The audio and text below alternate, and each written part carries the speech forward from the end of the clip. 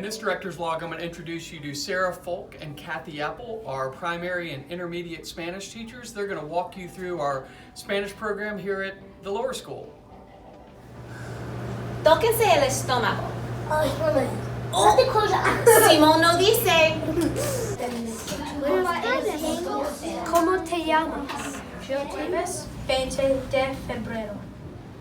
So tell me a little bit about the Spanish program here at Christ Church. Like, we start in primer and we go to 4th grade.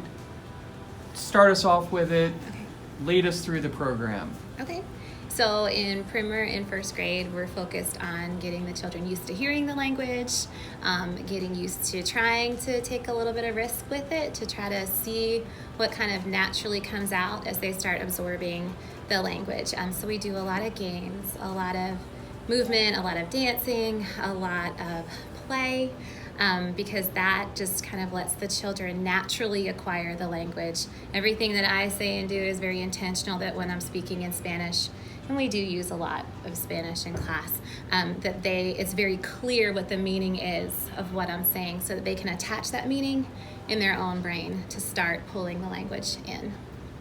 And so then where do they go when they start moving up the ladder there? Well, we continue going with that same thought. We start with a song, usually the class, but we teach simple, relevant vocabulary. We try to make connections with their planners, but at the same time, we want it to be a relevant vocabulary and not something that they're not going to ever use. So they start to learn to say their name and respond to questions like, how old are you? And what school do you go to? And we build on that every year along with their planners.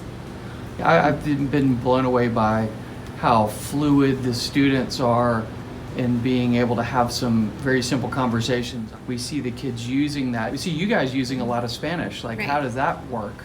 So for primer and first grade, and I think Kathy and I both do this, is every time I'm speaking in Spanish, I'm giving the children a message that I want them to understand. So I do a lot of gestures, a lot of pictures, a lot of acting out stories of what we're doing, and a lot of yes or no questions. So when we draw a picture of our favorite food on one side and the food that we think is really gross on the other side, and we start to learn how to say that we like it or we don't, huge smiles for things that we like, a big hand over our heart when we're saying si me gusta, songs and videos and things. And then one student actually, when I reversed it to say no me gusta, said oh, and he took the heart and broke it with his hands. And all the other primers adopted that gesture super quick.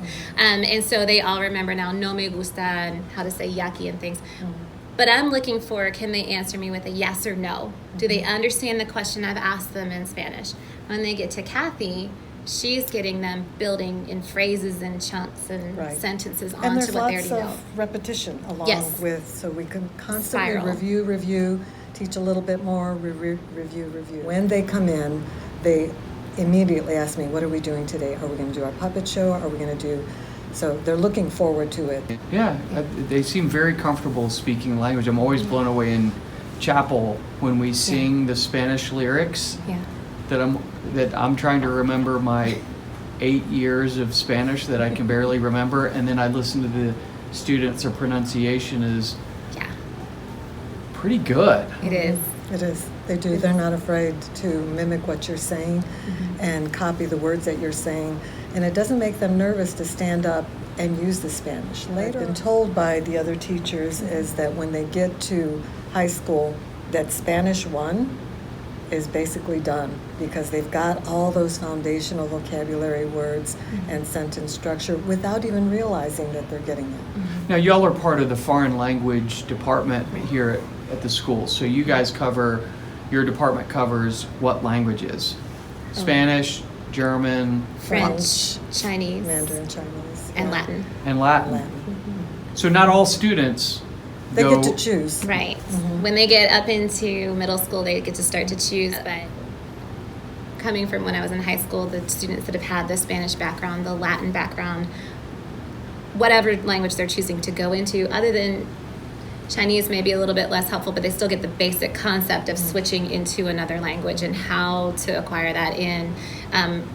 gives this foundation that they're just able to go so much further, so much faster, regardless of whether other language it is, because they've already had the experience Of being able to think in two different languages, right? Of being able to, okay, I know what I need to do to be able to acquire this, to be able to take this in. I know I need to focus. I know I need to pay attention to visual cues. I know I need to really listen. I know I need to pay attention to everything that the teacher's doing, whether it's gesturing, pictures, right, whatever it is. They've already done it once with Spanish, so they can do it again easier.